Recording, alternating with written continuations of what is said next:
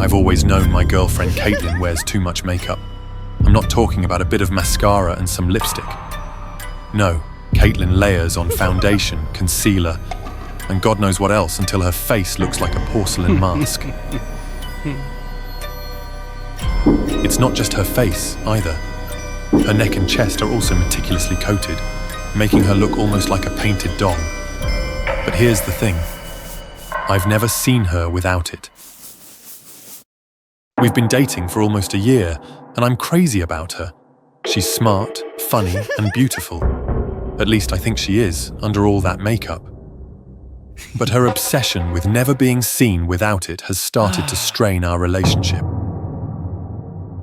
She avoids any activity that might smudge her makeup, which includes not just swimming or running, but even simple things like getting caught in the rain, touching her face, or kissing for more than a few seconds. It's like she's always hiding something. One night, I decided enough was enough. We were staying at my parents' house, and I had stayed up late to finish some work. After a few beers, I made up my mind. I was going to see Caitlin without her makeup. I had to know what she was hiding. I sneaked into my mum's bathroom and grabbed some cleanser and cotton pads. My heart pounded as I crept back to the bedroom where Caitlin was sleeping. Her makeup had left orange stains on the white sheets. I perched on the edge of the bed and lightly dabbed a cotton pad on her cheek. Nothing happened. I wiped harder. Still nothing. The makeup came off on the pad, but her face looked exactly the same. I took another pad and continued, wiping the same spot over and over. Then I saw it. A patch of redness under the layers. It looked like raw flesh. No skin, just muscle and tissue. Panic surged through me. What the hell was I looking at? Suddenly, Caitlin shifted and her eyes snapped open, wide with panic. Tom! What are you doing? She demanded, sitting up and cupping her face. She felt the bare patch I'd uncovered and screamed. What have you done? She bolted out of bed and ran to the mirror, staring at the damage in horror. Then she turned to me, eyes wild. You didn't touch it, did you? Touch what? I stammered, utterly confused. That! She shouted, pointing to the exposed flesh on her cheek. I don't know, I stuttered. Why? But she wasn't listening. She tore out of the room and disappeared down the hallway. I sat there, stunned, until she came back, clutching a kitchen knife. Whoa, whoa, I yelled. What are you doing with that? Shut up! She snapped. Which hand did you use? I pointed to my right hand, too shocked to do anything else. How long ago? Maybe 10 minutes? I squeaked. Her eyes widened in terror. It's too late! Your whole arm must go! I scrambled off the bed, backing away. You can't cut off my arm! I have to! She insisted. Or the infection will spread! Jesus Christ! What infection? Caitlin, what are you talking about? Tom, please! It has to be done now! I wasn't about to let her amputate my arm. I fled the room, slamming the door behind me and locking it. She pounded on the door, screaming to be let out, but I ignored her. My parents, woken by the commotion, came out of their bedroom, but I told them we'd had an argument and they went back to bed. I spent the night on the couch, but I couldn't sleep. My mind was racing, trying to make sense of what had happened. Why did Caitlin react that way? What was wrong with her skin? In the morning, I cautiously went back upstairs. I unlocked the bedroom door, armed with a knife just in case. But when I opened it, Caitlin was sitting on the edge of the bed, facing the wall. She had reapplied her makeup, and her face was once again a flawless mask. Caitlin, I ventured. She didn't respond at first. Then she turned to me, eyes cold and distant. I don't think this is going to work out, Tom. What? Why? I asked, my heart sinking. You're not trustworthy, she replied. You knew I didn't want you to see me without makeup, and you did it anyway. I just wanted to help you, I protested. I didn't know about whatever this is. She shook her head. It doesn't matter. It's over. I was stunned. "But Caitlin, I love you!" She gave me an eerily smile. Yeah, well, looks like it's your problem now, too. She handed me a bottle of foundation. You'll need this. She said, and then she was gone. I stared at the bottle in disbelief. What was I supposed to do with it? I tossed it in the trash and went downstairs. My mind a whirlwind of confusion and fear. In the kitchen, my mum was making breakfast.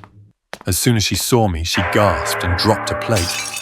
"Tom, what happened to your face?" I ran to the mirror in the hallway. My reflection stared back at me, horrified. A patch of my skin was missing, replaced by raw red flesh, the same as Caitlin's. I touched the spot, my fingers trembling. It was spreading, and at that moment, I understood. Caitlin's secret was now mine to bear. The infection, whatever it was, had passed to me. I was becoming like Caitlin, and there was nothing I could do to stop it.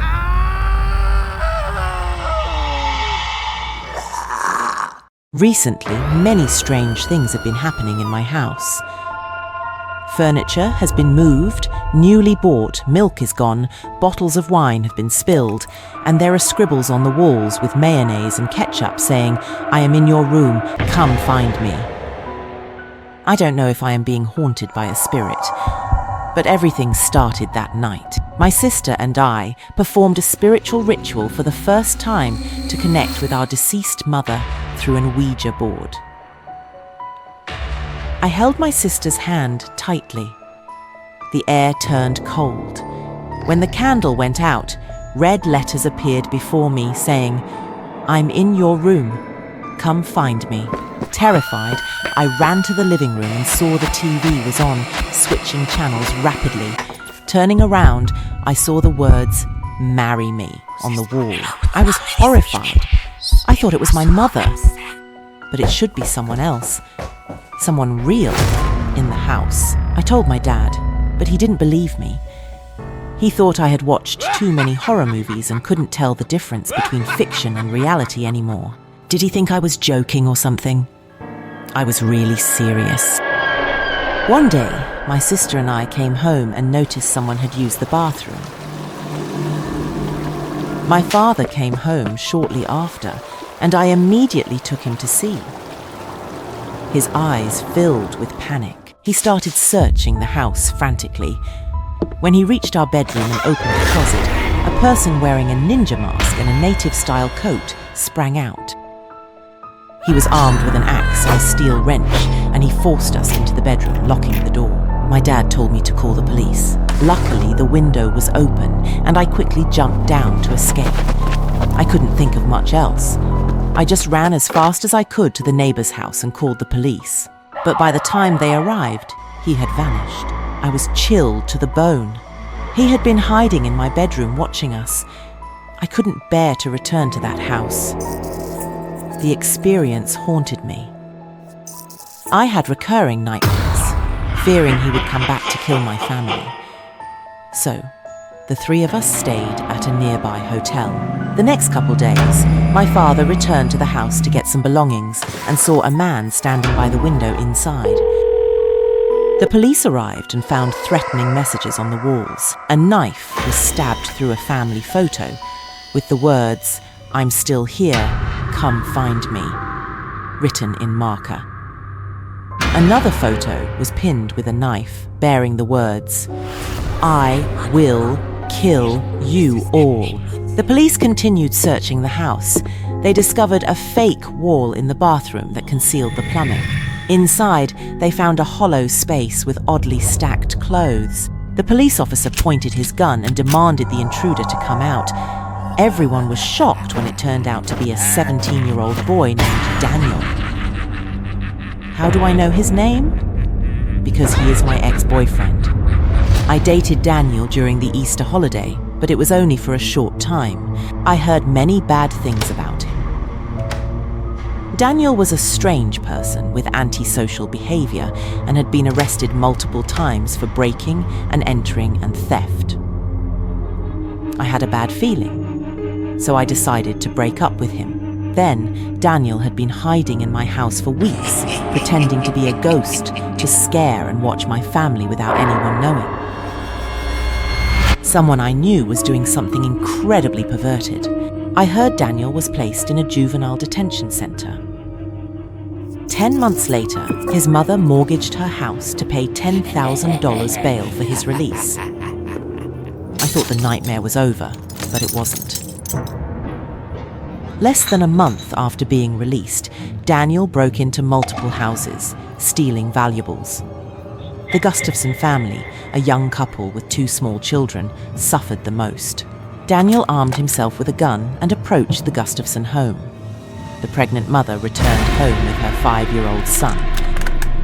Instead of escaping through a window as he usually did, he used the gun to threaten them, locking the boy in a closet and tying the mother to the bed, gagging her with a sock before shooting her. The 2 children of the Gustafson family were also unlucky like their mother when encountering this prick. The husband had been trying to call his wife all day with no response and rushed home. Entering the eerily quiet house, he found his wife's body in the master bedroom. He fled the house in terror and called the police, not daring to look for his children for fear of finding them dead. Fortunately, the police quickly traced Daniel through forensic evidence at the scene. They found a wet shirt and gloves he used during the crime in the forest behind the victim's house. Police dogs followed the scent on the shirt to Daniel's nearby house. However, when the police arrived, Daniel had already fled, leading to a massive manhunt. During his escape, he broke into the homes of young girls. When discovered, he fled into the woods.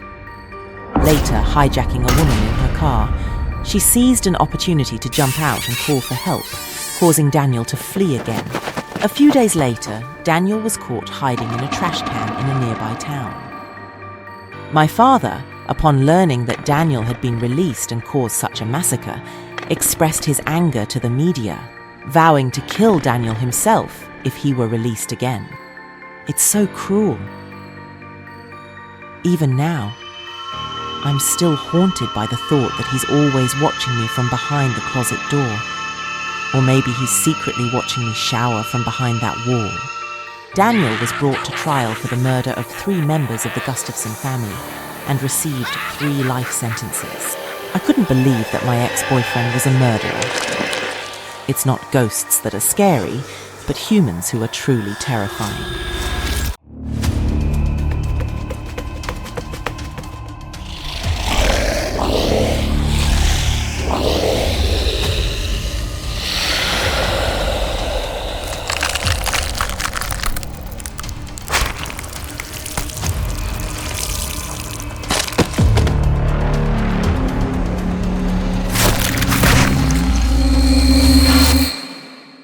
I hate this looping life. My legs are numb from running errands all day at work from 8 a.m. to 8 p.m. Feels like an endless loop to me. The sound of the wheels rolling steadily on the tracks is like a sad song, repeating over and over without end. Suddenly, the lights in the train car go out. The air around me becomes cold and the train shakes violently. A voice comes over the loudspeaker. "There is a problem on the train, please remain calm." Then quickly announces, "This is Shinkansen Guruguru Zero headed to Tokyo." My heart pounds, and I decide to go to the other cars to check on the situation. But strangely, every car looks the same, and each one bears the number 4. My head starts spinning with unanswered questions. The same man is slumped against the wall. The same old man sits in the corner of the car.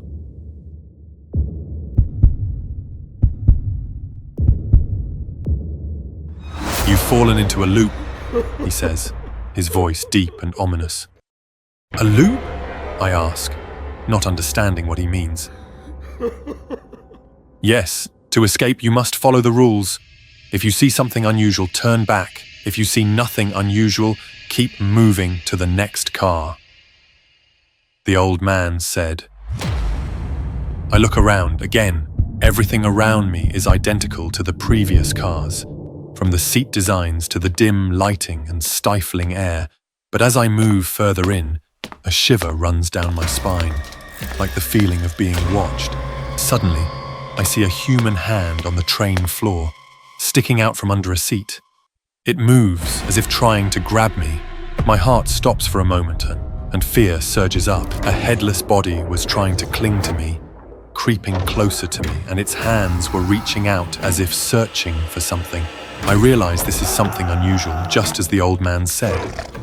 I turn around, ready to run forward. Suddenly, a head fell right before my eyes. Its eyes are wide open, lifeless, and its mouth is agape as if trying to scream, but no sound comes out. In a split-second reaction, I dodge the bizarre head instinctively to avoid danger. I crawl into. Before I can catch my breath, suddenly, the sound of breaking glass comes from above. Water starts pouring into the car quickly like an invisible monster.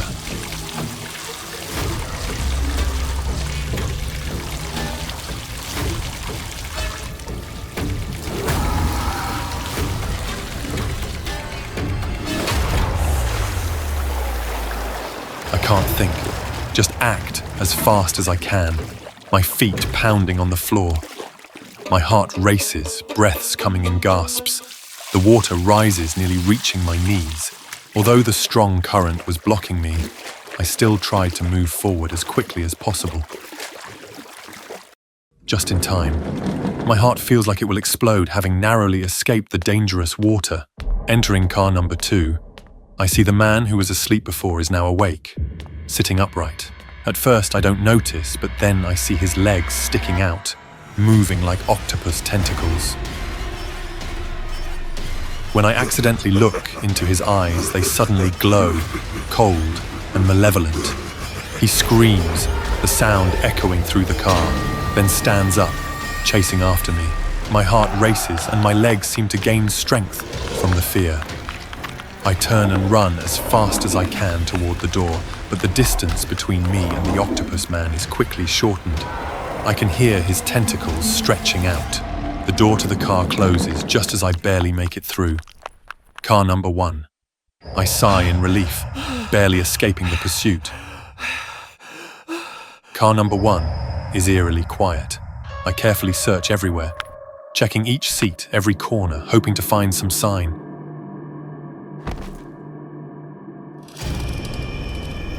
Each step makes my heart beat faster. Nothing unusual. I check every little detail, but everything is normal.